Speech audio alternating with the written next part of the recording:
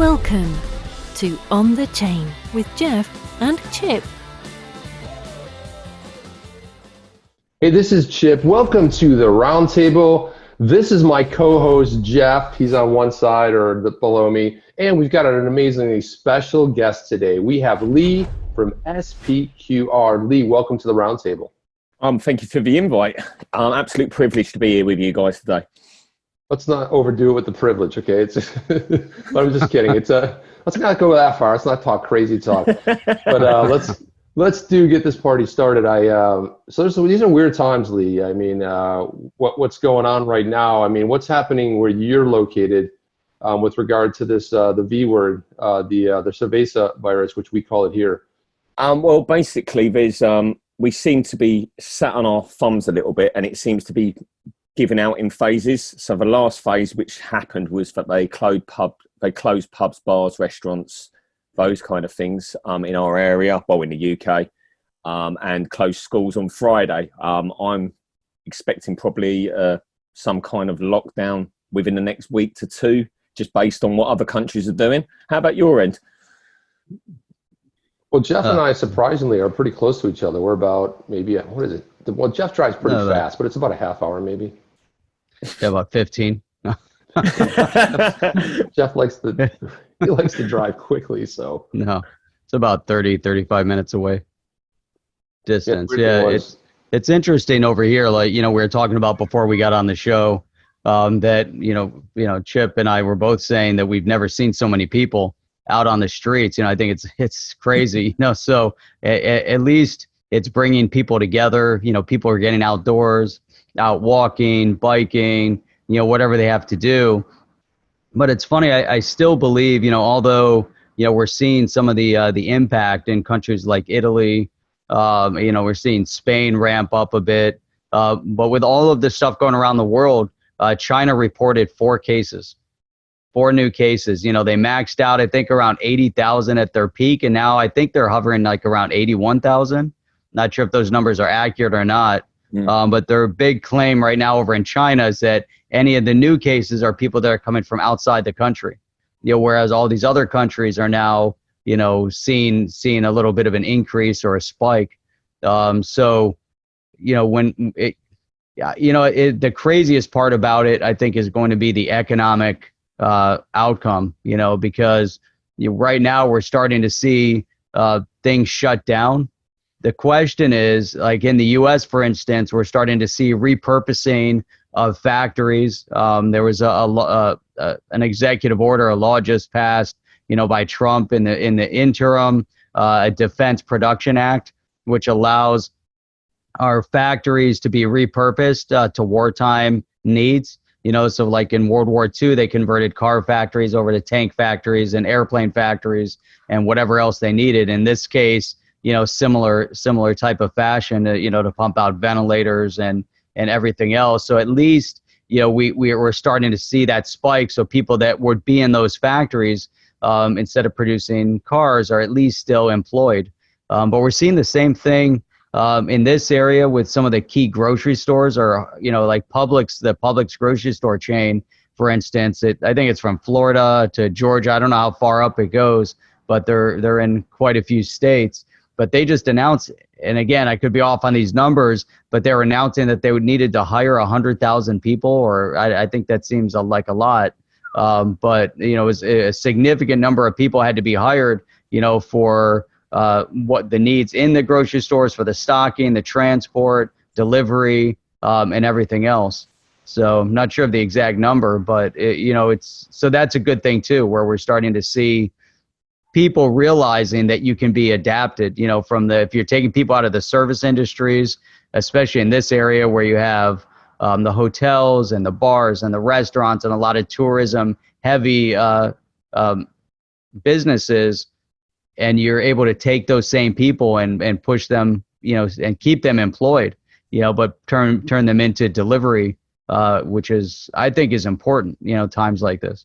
Logistics is massive during these times, because things are going to especially borders. Things are obviously struggling to come through the borders at the moment because people are closing their borders, and then getting food up and down the country, wherever you are in the world, is going to be difficult because there's going to be sickness, there's going to be people with self-quarantining, and all these kind of things. And the main thing we've got to worry about really more than anything else is not just the food getting to and from everywhere, but what this is going to impact on the economy overall. We know that the Federal Reserve have continued to pump trillions into the markets, which and then they adjust quantitative easing, the secret tax, I call it, and that's the most concerning thing for me than anything else. Is I'm trying to position myself for my family's future, and spreading my wealth across various asset classes, physical gold, silver, those kind of items, as well as cryptocurrencies. Because if a bank goes down in the UK, just say I've got £500,000 in the bank for a nice round example, yeah? If the bank goes under, I'm only covered for £85,000 of that money. So I lose the rest if that bank goes under. If there's a bail-in from the government, like there was on the last financial crash in my country, which was Royal Bank of Scotland, the government bailed out them. Basically what happens, they transfer credit balances into shares at that point. And I don't want to be holding shares of a bank. I want access to my own fiat currency. So what I'm trying to do is to make sure that I'm not leaving myself overexposed within the actual banking system here at the moment. I don't know what you guys got similar kind of levels of protection? There are. I mean, through the FDIC, they'll cover you for up to $250,000 per account. Right. But the concern is if there is a run on the banks, and the banks are, if there's any form of bail-in or anything like that, forget about it. It doesn't matter what you're covered up to. I don't care at $250,000 if it gets to that point. So far, I don't know that we've seen, the evidence that it can get to that extent, but who knows what could happen, as the economics melt down. But even in China, as it ramped up, they haven't taken any kind of, economic restrictive measures like that. And then if we go over to Italy, which is the hardest hit, but that's also seems to be in Italy, it seems to be like it's, specific to one area within Italy that's getting, is the heaviest hit, as it is in Spain, as it is in the United States as well.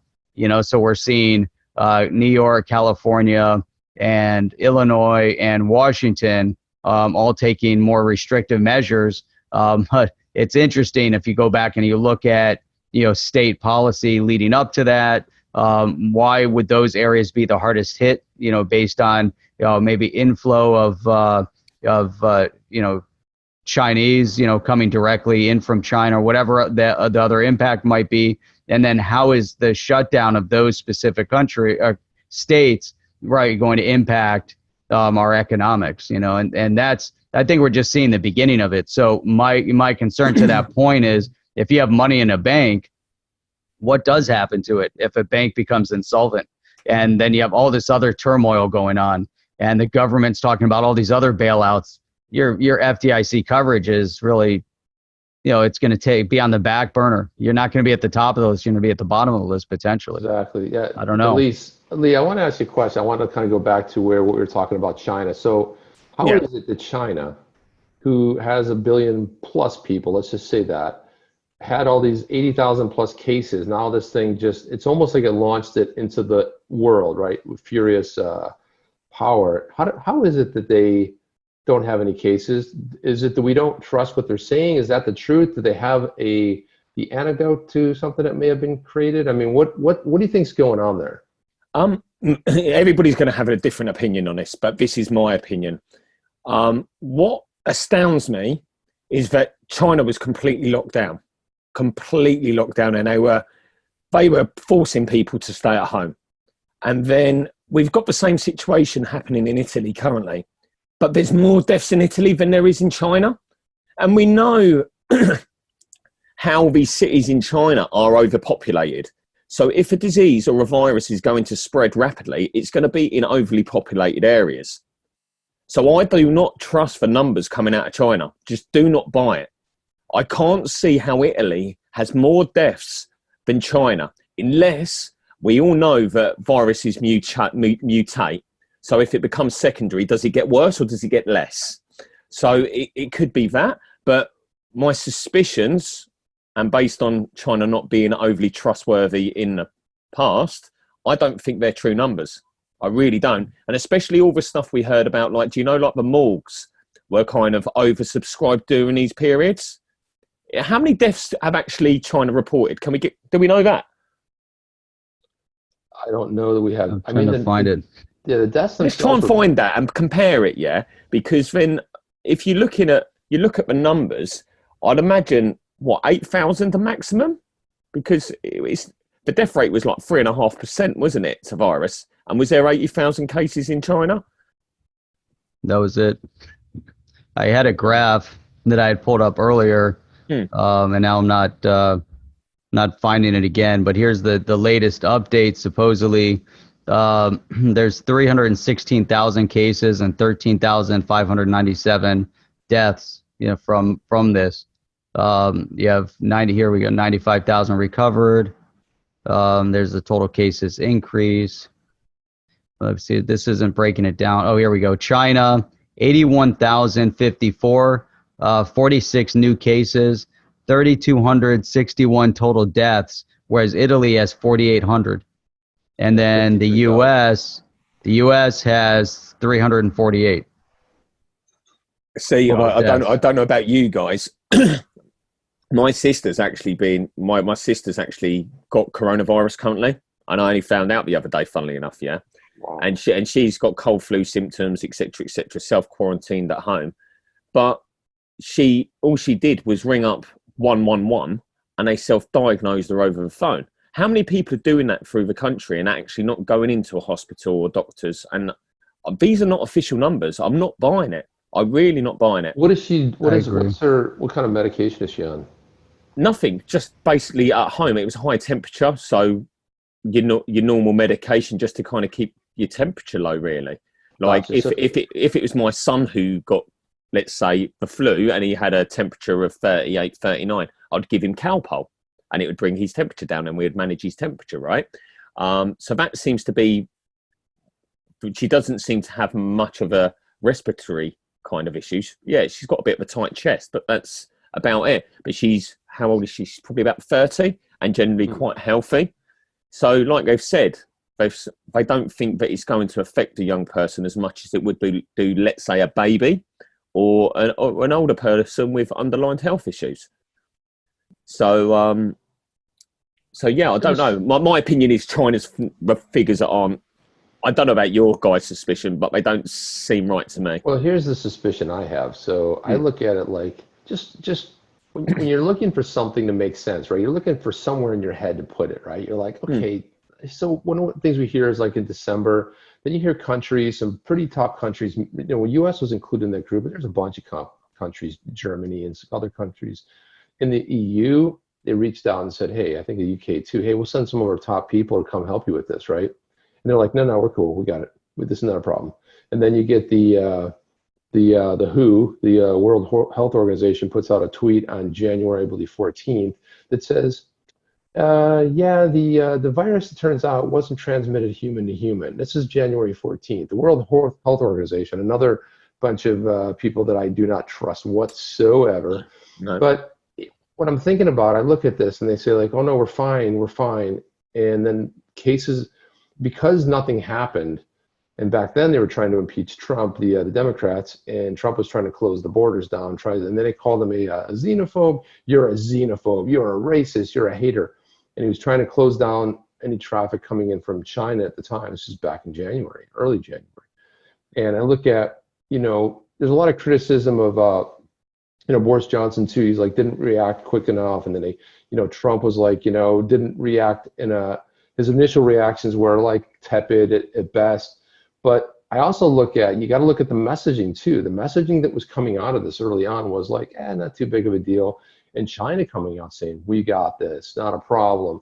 But how is it if, let's say we do trust their numbers, let's say their cases are pretty limited, maybe under 1,000, whatever it may be. How did they knock it out so quick? Why aren't they sharing that? Why are they being so aggressive in their tone when asked to help or share, or this is the part that doesn't make sense to me. Yeah, it's the timing seems a bit too good to be true for everything. You was having riots, wasn't you, at the time in China, especially in Hong Kong, right? Mm-hmm. Where That's what I basically initially they were struggling to control people, right? So that was my initial thought. Have they thrown this virus out to actually control people? Because let's know, we know what kind of regime China is, that they like to control people. They don't like them being outspoken. They want to know where people are. And then there was something during those riots when they started spraying people with like blue spray. And then so they would know later on if they picked them up on the tube that they were part of that riot. And I'm like, what? So then that was my first thought. And then it kind of dawned on me the other day. I then thought, right, okay. I went into, where did I go into? I think I went into a Costa Coffee to go and get a coffee. And I got fiat currency out of my pocket to pay for my coffee. And he said, oh, sorry, we're not accepting cash. And I was like, right, okay. So I've done cashless on my card, blah, blah, blah, blah, blah. And I swear to you not, shop after shop after shop, they're not accepting cash. We all know that they've kicked the can down the road for far too long now. Is this a purposely injected into the world everywhere virus to move into a cashless society? I sound like a conspiratorial nut at the moment, but it does seem a little bit too good to be true. And then they're just printing the dollar into oblivion, aren't they? Yeah, so I don't know. What's your guys' thoughts on that? That's a great one. I mean, I think that's probably the $1 million question. So to see, what was the impetus behind this? And I was having a conversation with someone yesterday, and I was trying to explain, we could look at the different theories of what happened. The outcome is where we are right now. So China could have either purposely done it, right? And then you would have to say that's a direct declaration of war because they purposely picked out certain parts of the world. But then you look at it and you say, well, if that was the case, they would have picked out their parts of the world maybe a little bit better, and it would have had more of an impact unless they, but if it was control internally to control their own population and they didn't anticipate the spread, they just want to shut down some rumor. But let's say the most probable of all the scenarios is that they've been working on these viruses in that Wuhan province. Somehow somebody got infected, it got out, and then they covered it up out of embarrassment. But now they're culpable of what happens after the fact. So, now as it's starting to spread and they're covering it up, now you can start, now they realize the machine can come into play and say, hey, you know what, now we can start manipulating the public, and you can shut things down. And, could also, so you could look at it from two ways. China could say, well, we don't want U.S. involvement because we purposely did this, or we don't want U.S. involvement because we accidentally did this. We don't want anybody in the world to be involved in this.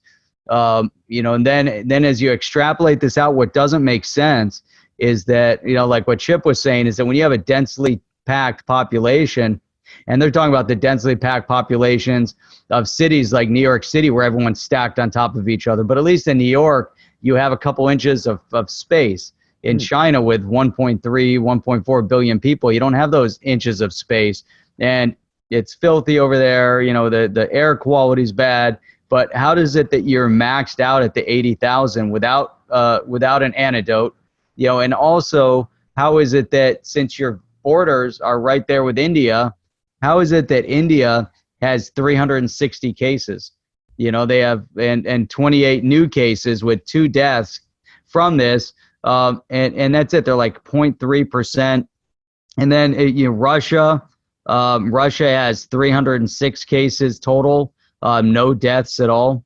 And you look at these lists. Hong Kong 274 cases now and no increases in Hong Kong.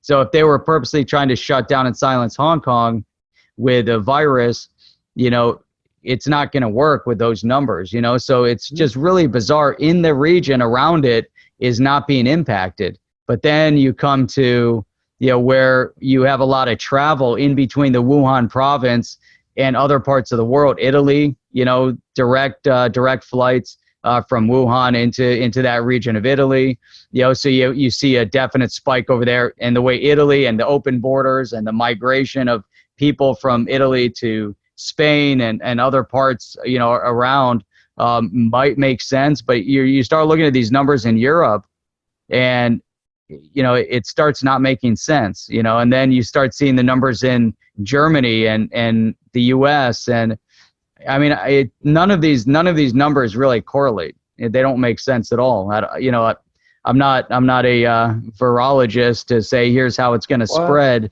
This is weird. What about Iran? And Iran with 21,000 cases, 1,000 new cases, 129 people died recently in Iran, and we saw the leadership over there infected. But then we know that Iran leadership has been working with China on their nuclear programs. So you start connecting all those dots. But then, as Rahm Emanuel said, you never let a good crisis go to waste. So we see the economies of the world kind of struggling. All of a sudden, here's that black swan event that is creating that they can take and they can blow it up into epic proportions and say, whoa, wait a minute, maybe let's say China accidentally released this purposely, it doesn't matter. But now these world governments are saying, hey, we can take advantage of this. And then we have to think also, is there a direct challenge between the Trump administration, the Brexit? We're starting to see similar things in Australia where they're trying to pull away, from the globalist mentality. The UK is trying to do that. There's elements in Germany that want to pull away, and so now we have this tension, this battle going on that's beyond any of this. So we don't know where the manipulation starts and where the manipulation ends. And then I guess the last point on it, when we look at the hot points in the U.S., the hot points in the U.S. are also hotbeds of the sanctuary cities where they're allowing illegal immigrants to come and stay, and they're protecting them against the federal government. Washington, California, Illinois, New York are at the top of that list. They're also led by Democrats, in each one of those regions now, and they have different policies. And San Francisco has a huge outbreak. Why San Francisco? It's just really, if you start breaking it down, why specifically in those areas? And then down here in South Florida, they could say, well, you have the cruise industry and you have all this stuff, but still the cases are relatively mild in comparison to what they're experiencing in New York and New Jersey and California and in those other areas. So that's where you have to, how do we extrapolate all that data? So hard.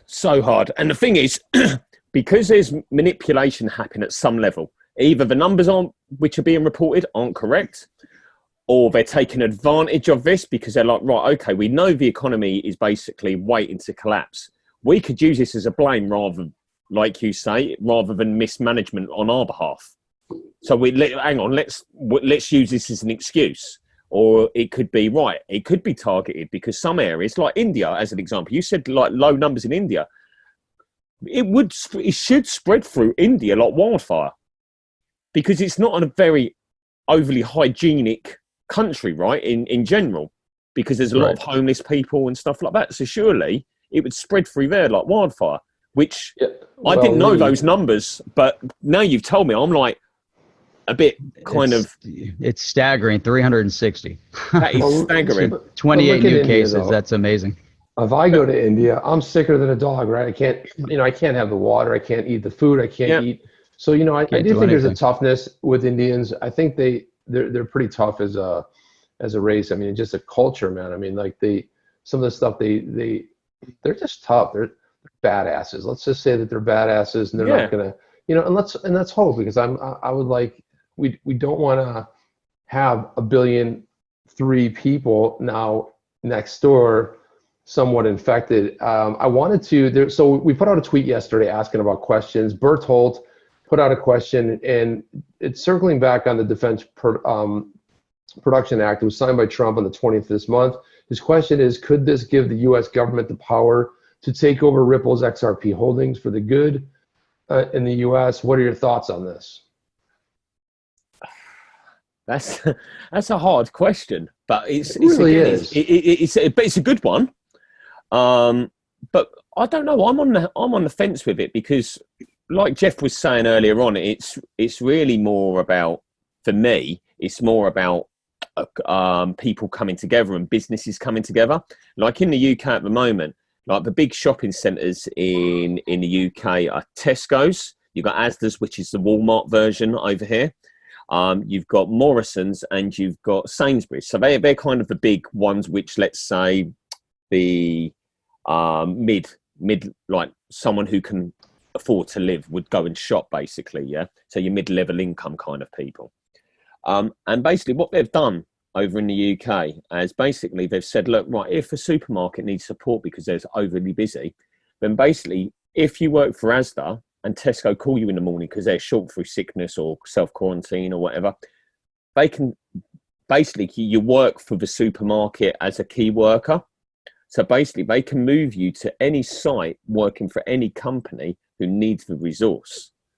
So I think it's more, my opinion is the reason that act was signed was more to actually get control, so it could force people together to help together to fight this together. And like you say, logistically, it helps that, and so on and so forth. Could they gain control of Ripple and XRP? I don't know the ins and outs of the act. I'm not a solicitor or anything like that, but I don't know. What are your guys' thoughts on it? Yeah, I think it does provide tremendous control. I'll let Jeff go on about this, but I think that to unpack it, there's a lot of things that could happen, like in the realm of possibility, possible yet probable, right? So, but would it really benefit when you're looking at this act to be able to? Someone had suggested on Twitter that maybe what you do is you take over the company. There's nothing to take over, really. It's already built, right? So that's the other thing. It's like it's already ready to go, but how would they leverage it? There's nothing really to leverage. I mean, if you were going to say, "No, we are going let us use the system, give us access." Okay, you can have access now. I mean, it's not like. So I saw some of the fear and loathing over in Twitter world. Yeah, you could take over. There's nothing to take over. It's like, hey, do you want to flip the switch? Yes. Okay, let's flip it. There you go. Boom, you're in. There are some logistics to it to do it. It's not like, there's software that runs in the background. And, there's something called scale that you have to figure out. But it's not like you're going to go in there and say, give me all of your equipment. I want it here now. It's like, do you want to use it? Yeah. Okay, good. Could they gain their asset, which is the XRP? Because that's something that they could potentially gain control of, right? But why though? It already exists. That's what I mean. What would they need to control? That's what I mean. I think that's what the question they were asking, not Ripple and the Ripple system itself. Right, but I'm saying, but even XRP though, they're getting but there's nothing really to take over, really. I mean, it's other words. If they came in and took the XRP, they would have to come and say, we're taking your property, and so there's a difference between the Defense Act of, change your factory for a short term to stem production of certain product versus we're coming in and taking your money away. But they can. Sorry, Jeff. But they can from a regulation point of view, can't they? They can change regulation, can they, within this act as well? So they can actually force through regulation as well, can they? That's a good question. I don't know if they can force regulation, because regulation then would be permanent. So in this scenario, things are going to be more temporary. However, they are rushing through certain things. They're making changes. So one of the concerns also, I believe, that as they're making these changes, they have to be very careful, especially when they're doing these bailouts, that they don't overstep the law and the Constitution when they're doing these bailouts, because it could have long-term ramification, but it could also have lawsuit ramification. So if they start doing the wrong thing, and then that's where you start seeing some backlash potentially. but we've seen it like in the past, where the government decided to choose who's going to fail and who's going to continue. We saw that with the financial meltdown back in 08, 09, 010, where the government started to make decisions and say, well, no, these guys, I think we're going to let them go under. These guys are too big to fail, so we have to start picking and choosing, so with a scenario like this, and I kind of agree with Chip that, and we're starting to see, more conversation, and it's interesting. So there were a couple interesting articles that popped up over the past few days. One of them is that the virus payments are going to take months, not weeks, to get to the people. Wow. Based on the current scenario. So they're promising, hey, we're going to get money out to people. They, had this plan for a distribution of, I don't know, what was it, $1,000 or $1,200 for anyone making under $75,000 a year. It's still not solid yet, but there's no way, no mechanism in place for them to get that to the people immediately. It's just, how are they going to do that? Could you imagine distributing millions and millions of checks?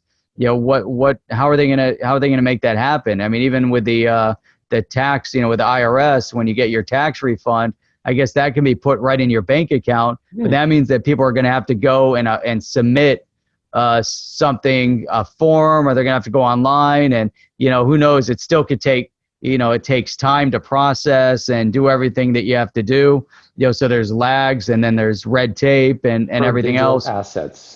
So now you think about, hey, digital asset right now could be, really critical. Obviously, we've seen a lot of talk about the CBDCs. Are those the solution?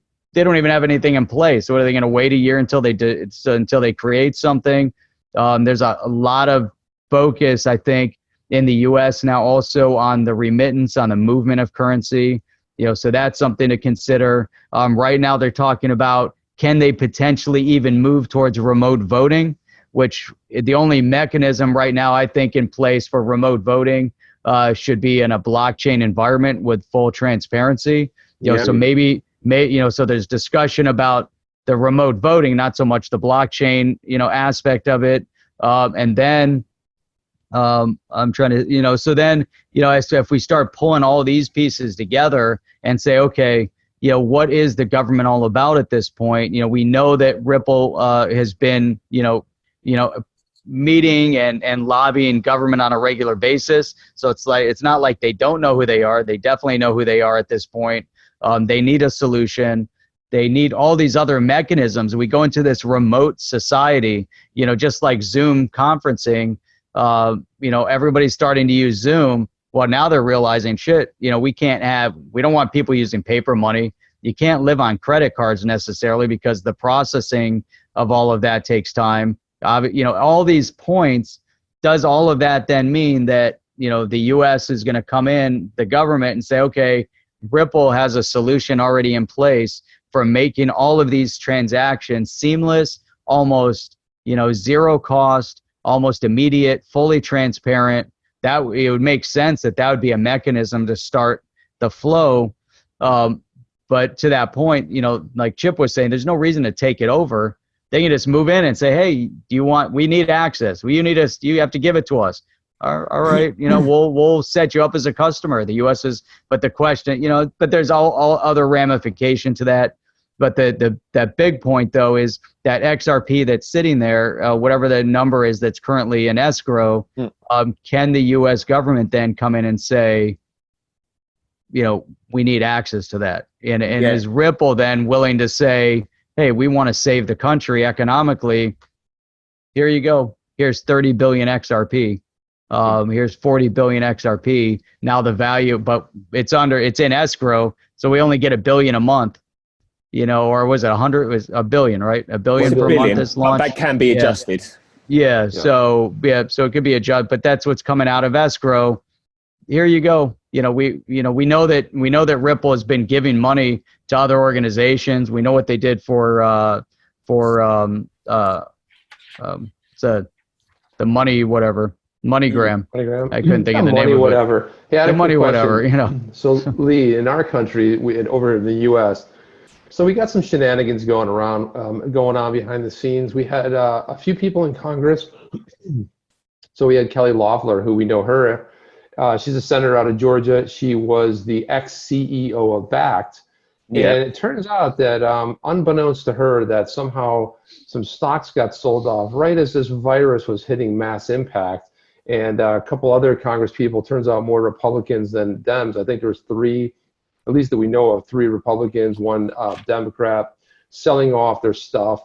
And we also had, you know, in the 2008 debacle, when you had these bailouts, you had a lot of buybacks. So Trump is now getting some solidarity with the Democrats in saying, hey, man, you're not going to do buybacks. You're not going to sit there and use this chaos, this activity to go and buy back, you know, your stock shares and boost your company. So what are you seeing any kind of shenanigans going over there in the UK or the EU, stuff that we might not have heard about? What, in terms of what bail-ins and buybacks and things like that, basically? Well, yeah, just in terms of like stuff with stuff you're seeing that just doesn't look right or pass the sniff test with government or. Well, it's just interest rates. Obviously, Bank of England in the UK have just moved down to 0.1. You guys have just moved down to 0%. But that's for the Fed. That's institutional just, money. Yeah, of course. Yeah. But like that's one thing that highlights to me that it's not going in the right direction. But there's nothing really untoward at the moment what I've come across. Maybe because I've not had time to be reading news or reading the magazines that I used to once read. But there's nothing really that has come to me as information or I've read over the past 3 to 6 months that is highlighting any major issues to me. Other than obviously we know what's happening with the economy anyway. Well, right, you don't have any members of parliament that are taking advantage, highlighted. Is there anything for insider trading or anything like that? Nothing that comes to mind, but it's not really something that I look out for or I've done a deep dive on. But it could be in the future if we get locked down.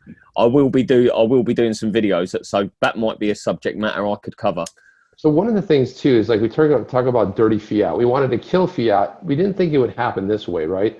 But I know over in the UK, one of the things that always shocked me was, you know, newspapers died here a long time ago, like periodicals and newspapers, but you still have the stands there. So if it's transmitted in paper money, are we going to now see the newspapers go away as well? I mean, is that something that is going to be an issue? Well, I've noticed a change on that over the last 24 months. I subscribe to certain newspapers and magazines and I just have their application, and you pay a certain fee every year and you download those. You can put them onto whatever, let's say you've got an iPad or if you've got a Kindle or an iPhone or an Android phone, and download and read their articles. But I have noticed that the newspapers, like my father-in-law, since he's been locked down, because he's got underlying health issues, he's had to stay at home since this has broken out. And he reads newspapers.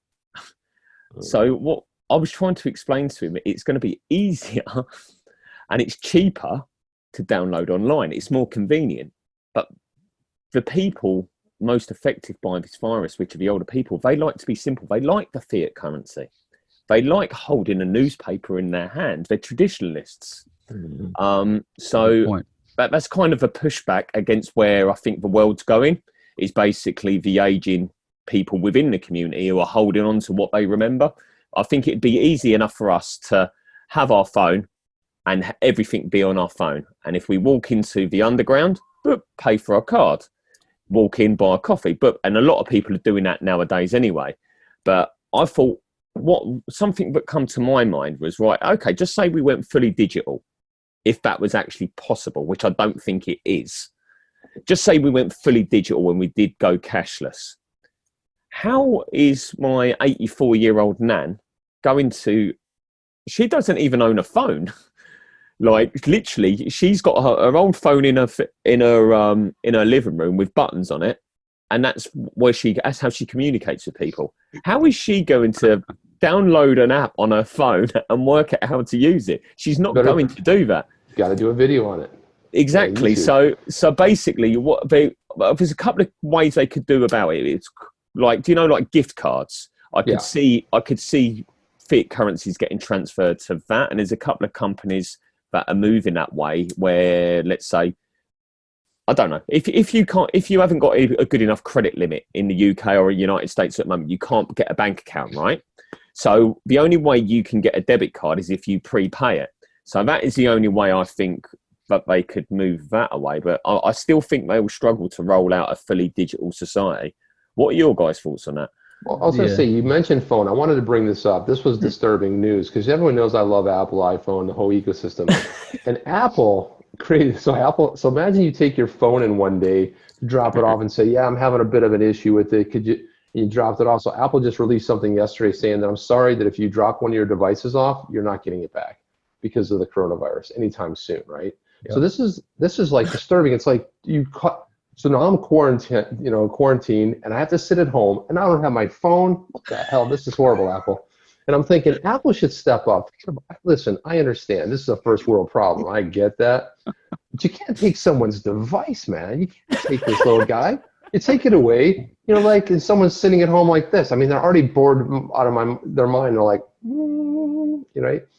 So my 15-year-old daughter, she says, this quarantine thing is weird because she goes, it's weird because, but it was really bad weather here in South Florida. It was like raining and kind of cool out, cold in anyone else's world. But she goes, but one of my friends brought up the fact that it's great because the weather's nice and we have a pool outside and we can do this. I'm like, yeah, but you're not outside and you're not using the pool, and they're bored. I'm like, man, I don't even have time right now, but I would be binging Netflix, Amazon Prime, all this stuff, right? I would be doing all of this stuff 24/7. Anyway, that was just a little aside, but I'm like, I feel for those people that don't have devices, Jeff. What do you think? Well, I think we can get beyond that as well. So as we move into a cashless environment, you can put them on cards, like you were saying, the Visa type card, but that could be, we already have debit cards, we have credit cards.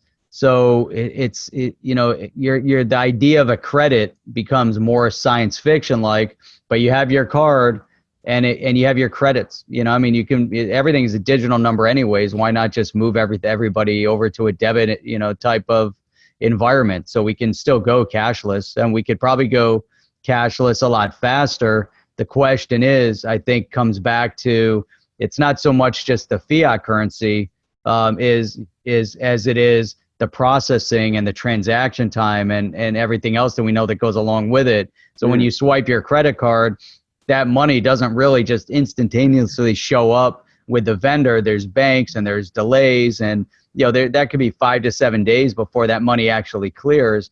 And I think that's the real underlying issue of trying to transition, and that's why fiat's good, because fiat is instantaneous, right? So if the government says, like you're saying, I think it would be very difficult to get rid of fiat overnight when you don't have a solution in place to deal with the delay in the transaction. Because there's still an economy out there that relies on that. They can't afford the cost. So if you go to a newsstand, can that transaction take place? It's interesting though, if you go to a country like Iceland, when you're there, you can use credit card anywhere. It was amazing. So it amazed me that a lot of times in other countries, in developed countries, you could go and the little kiosk out in front of the attraction that you're at. Let's say you're getting ready to hike up a mountain, and they have a kiosk over there. They're not always going to take credit card. And I was amazed that in Iceland, everywhere you went, they took credit card. I don't think I even touched the currency one time when I was over there. So it's all just credit card swipes everywhere. So that's a possibility. But then the impact, I don't know. I don't know what what the financial impact would be right now if you remove fiat. What percentage of the economy still functions on the need of that fiat currency circulating, because it's immediate cash flow. There's no delay, right? Of course it is. But the quite interesting thing is, I've spoken to some, like, let's say, small vendors or small shops. So whenever I go into a shop and they say, I just say I want to use my debit card, and they say, the usual response is the minimum payment's £5 to £10. Right. Why is the minimum payment £5 to £10? I should be able to come in and buy a chewing gum and pay for it on my card in today's world, in my opinion, right? And they said the reason being is because of the costs involved with their transactions. I think they pay like think it's 50p a transaction or something like that. So something along those lines, let's say, yeah. And what was quite interesting, someone inboxed me some information the other day that they had a conversation with somebody at WorldPay, that they're looking to be rolling out Ripple technology from September, which is WorldPay are one of the biggest POS suppliers in the world. And I was like, right, okay. So the timing of that seems, the information which comes to me, I get all sorts of information flowing to me, as you guys probably do as well. Sometimes you have to sift through a lot of crap to get some nuggets and actually then think, right, okay, the timing on that. And I thought that WorldPay thing at the time, it would be easier to roll out a cashless society as long as the transactions were affordable for the retailers. That is the only thing which is holding back these smaller retailers at the moment, is the affordability and access to the instant settlement, which is the key thing. That's it. That's a big issue. You know, we talk about that. I've talked to Chip about that a lot. I've seen it, you know, not even, you know, I think there's a lot that goes into that, you know, the needs of business transaction to speed up the process, have a cleaner, clearer process of moving money. But the small retailers, you know, people, you know, do overlook that if you're getting charged 3% to use your Stripe or your Square or whatever device that you're using, your credit card processing, they might have a minimum, like you said, you know, 50p plus, you know, plus a percentage transaction cost. So those small items, that's their entire profit margin, you know, and then that's it. So they can't do it. And it shouldn't be that costly. Whereas we know that, you know, if you're on this RippleNet solution, it's near instantaneous and the cost is almost nothing. But we see those even as you get into bigger transaction. So let's say you want to move, you know, $5,000 to somebody in the US. I'm sure it's the same. Your only option is use a credit card, but that credit card fee to the person that's receiving the money is 3%. So that's a huge hit, you know, to have to pay that to receive money from someone. So that's not going to be effective unless you're okay with that, you know, which in some cases you say, hey, you know what, I'm willing to take that 3% cut, you know, on that $5,000. And then as an example, but then the other way is to send a check via FedEx, you know, so now they write out their paper check, they put it in the FedEx envelope, that the person sending it now pays, you know, $17.50 to get it overnighted for the next day. Now you're waiting the next day. Now you deposit the check and you have 3 to 5 days to wait until your money clears. Or you cash it in at some kind of place and you lose 20%, which is absolutely ridiculous. Right. Isn't it? Yeah, exactly. Use the 20% there. Or the person sending the money can do an ACH, which could take same thing, you know, 3 to 5 days, cost them $5. You know, or they can do an expedited that can do overnight, and that costs them $10. The thing is, ACH and bank wires have a 2 p.m. cutoff in the U.S. So if you don't hit that 2 p.m., you're not getting your money the next day. Even a bank wire, which costs $30, which takes 4 hours to transact, can be in your account within 4 hours, but it costs you $30. And so there's a lot of businesses, they say, I'm sending you $5,000. I don't want to pay $30. No. You know, even for that, they're not willing to pay the $30. You know, just because people are in their mindsets, like, I'm giving you money, I don't want to pay someone else to send money. You know, it's like going to an ATM and you're like, oh shit, there's, you know, my bank isn't here, I got to go use an ATM. Oh, by the way, the ATM you're using charges you $3. And oh, by the way, your bank charges you $3. I'm like, oh, I'm paying $6 to take money out? You know, it's digital. What difference does it make? You know, but there's all that behind the scenes, you know, just it's just it's too heavy to move in that direction. That's the biggest issue, I think. Massively. Go ahead. I was gonna say, you know, it's interesting when we look at the fiat, right? So right now, no matter where we are, right, you're pounds, we're the dollar. So we're still thinking in terms of fiat, right? So we know that XRP is whatever it is today, but you know, there's a translation of what it is wherever country you reside, right? So because we're always translating back and forth, it's like a language. It's like until you learn that language and master it, you're converting it in your head, you're transferring it in your head. And I wonder if we get, you know, David Schwartz brought up a really good point about how there could be some subtle changes made, and how XRP, someone could actually could create a stable coin. And I've thought about these stable coins. I'm like, what do I want a stable coin for? Now I see if fiat goes away and you want to go ahead and sell off, and I was going to ask your thoughts on these two, Lee. So if I have a bunch of stuff and I see everything's tanking, I move everything immediately to a stable coin. Well, with stocks and stuff, you can move it to something that's a little more stable too, right? You can move it to cash, like in a 401k here. You can take everything, move it to cash, and when things hit a certain thing, you can buy back in. So you can kind of move things around. What are your thoughts around stable coins and fiat and this whole thing? Like, do you see more stable coins, more privacy coins? What do you see happening up in the future? Well, I think the central banks are moving towards central bank digital currencies, which I think there's a lot of gold standard. And when the economy's struggling, a lot of investors cash in their stocks and they'll move it into gold. That's traditionally what happens, right? Because it's like, let's say, a safe haven asset. So what I think will happen, I think they'll start issuing central bank digital currencies. I don't know what timeframes they're looking to introduce these from, but they're clearly working on them, and I think it's part of their playbook moving forward. And I think they're going to sit alongside traditional fiat currencies. So you'll have like a digital version of the dollar. But in terms of how they back that up, do they back that central bank digital currency by trust, like the existing system? Or have they realised that we can't trust the traditional system anymore, so it needs to be backed by gold? So that's something that I'm playing around with in my mind, and it's something of a subject that I want to kind of probably spend a week to two diving into, reading some books, seeing where they're going with these central bank digital currencies. But there's no point in my mind for them issuing a digital version of the dollar and then us relying on trust once again. It doesn't make sense to me. What about you guys? I don't think it makes any sense either. I mean, I rewatched the video on the S.P.Q.R. about, the introduction. There was a quote in there from, I think it was DAI, who basically said that the reason digital assets, one of their greatest strengths is the fact that they are a finite set, right? And that's kind of really what drove me to it.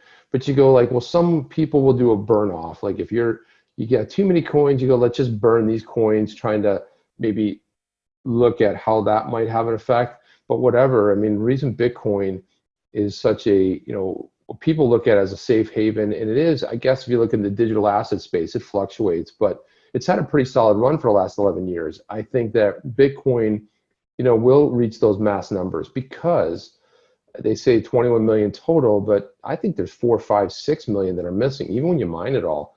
And then you got to look at the fact that it's just scarce, man, and it's going to get more scarce, and the value is just going to get pumped up. Scarcity is going to create a lot more value. It doesn't really matter to me that it can't be used as a payment rail, because side chains will solve that issue. You have the Lightning Network. To me, is like it's close, but it's not there yet. But I think that when we look at the grand scheme of things, especially in the digital asset space, Bitcoin will still be the one measured.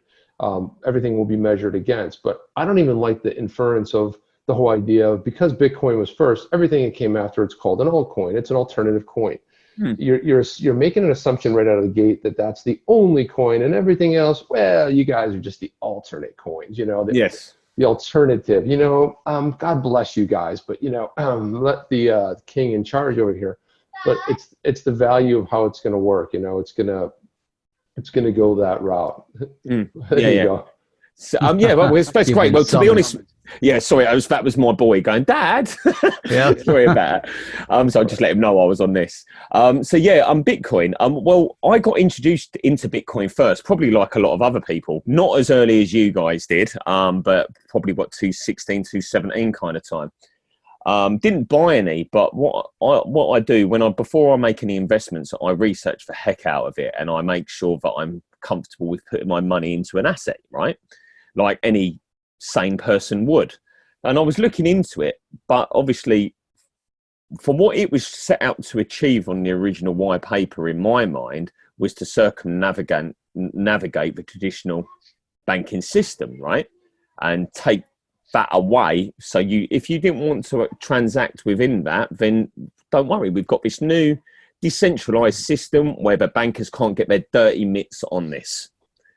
So it was kind of like a rebellion against the banking system. And that was the original red flag for me straight away. And I'm thinking, right, if the banks, if they wanted to really control this, they could overly regulate it, right? But they could try to anyway, yeah. And then I started looking in the markets to see who was working with regulators, who was working with the existing systems, and who was trying to solve problems to what the existing systems were having. And interoperability is one of the main issues out there.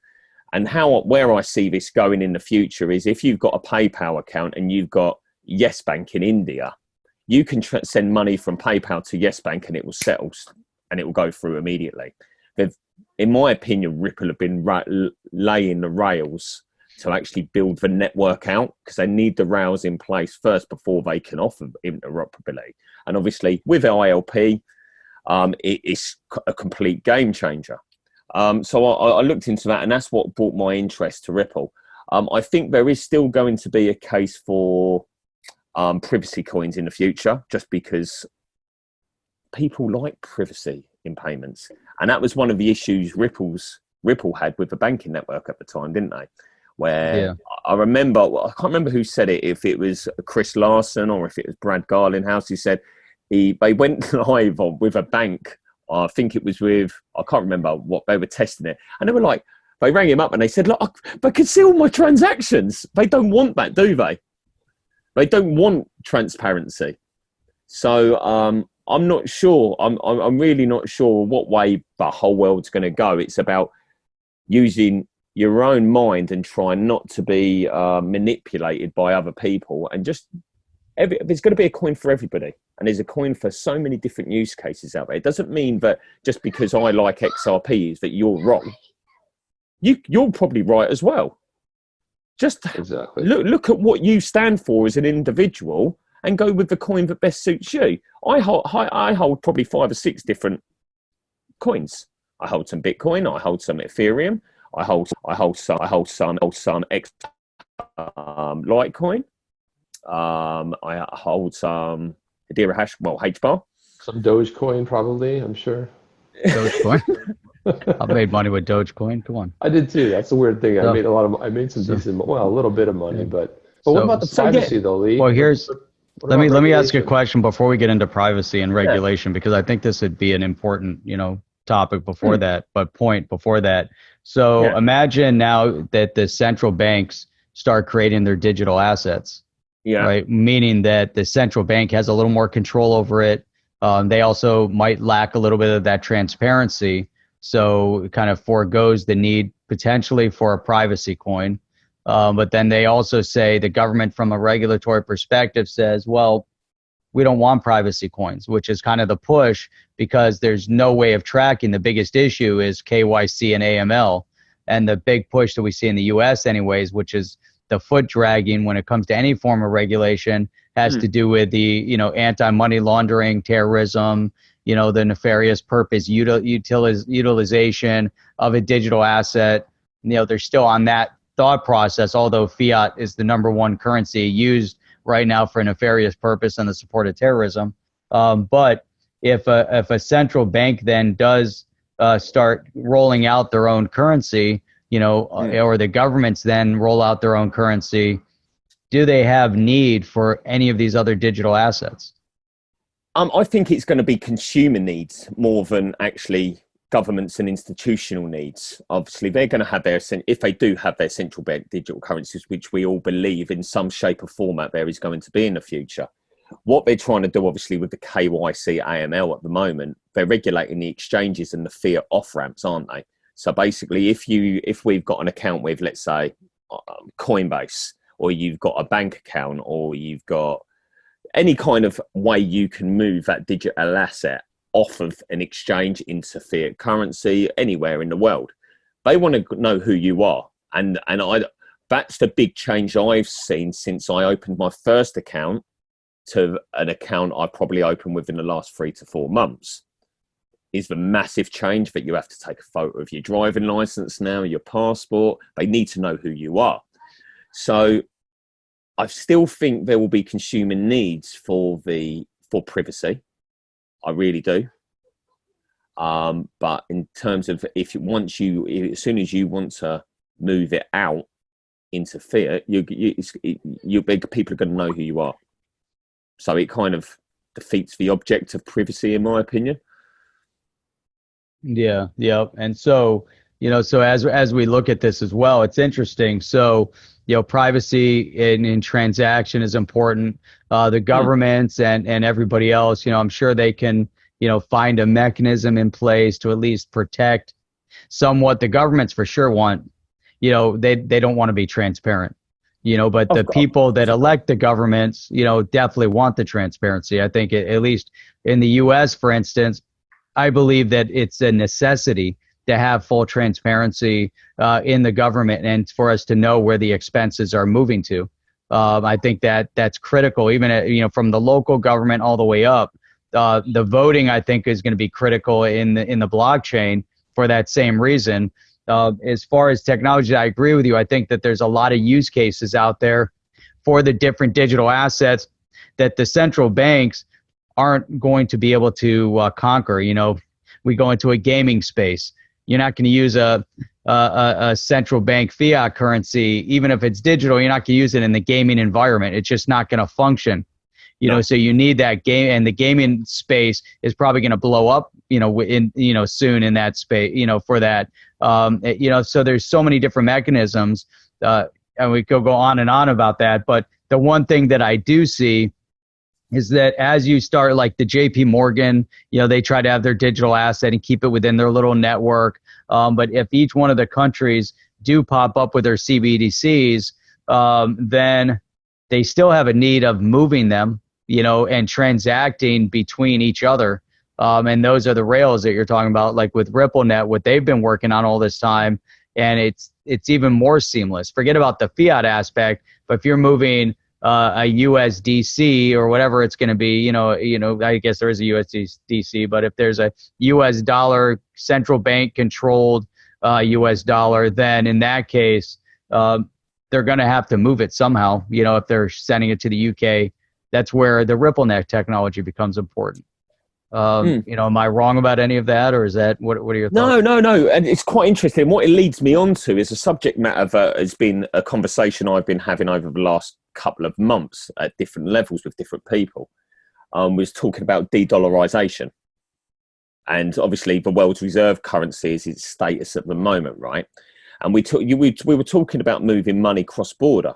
Well, on RippleNet, money doesn't actually move cross border, does it? It's actually hedged in. So we talk about the level of the playing field and stuff like that, because what happens if you want to send, obviously, Indian rupee to America, you're not sending Indian rupee and it's actually moving, is it? You're sending Indian rupee to an exchange, you're hitting the border, it's stopping, and then the exchange is then sending out USD the other side.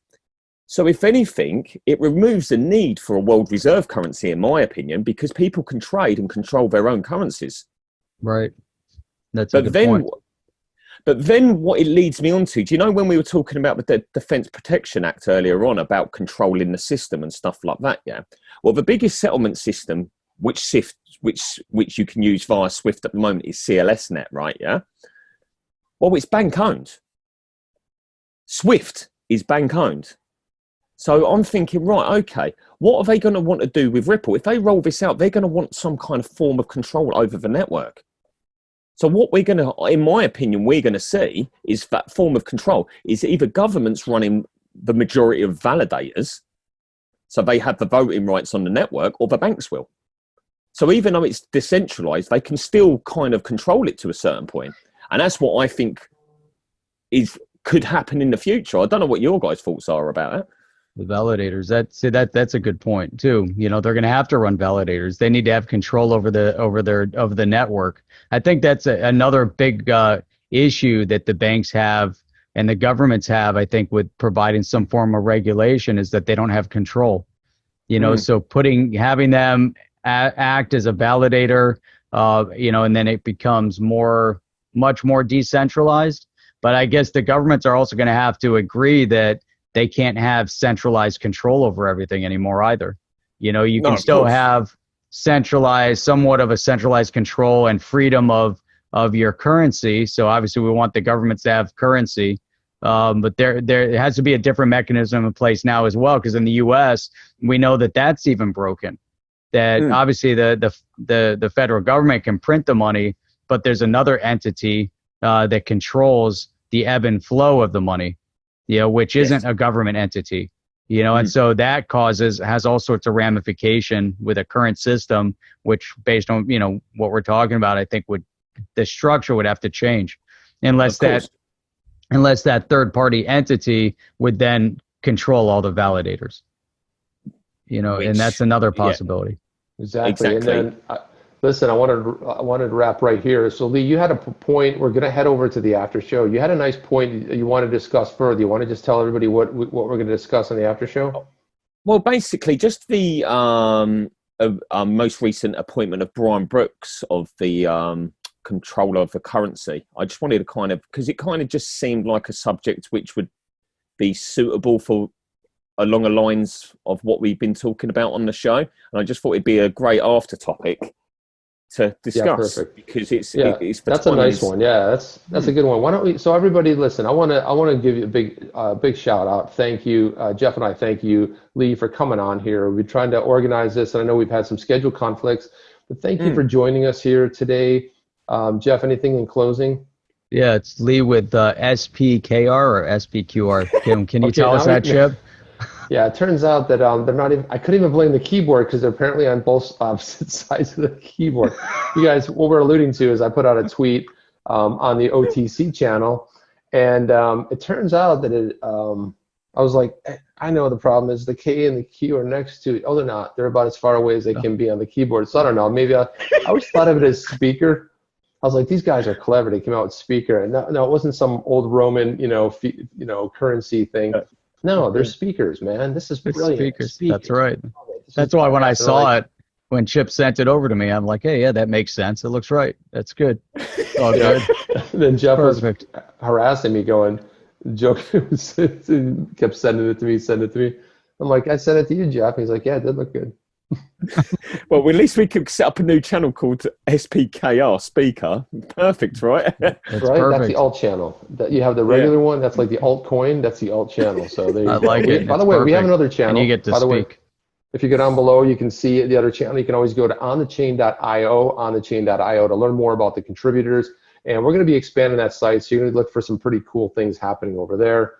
And that's it. That's all I have. Well, we have another show coming out too that we're going to be announcing soon. So I want people to get fired up about a new show that is going to be pretty outstanding. I think it's going to be beyond that.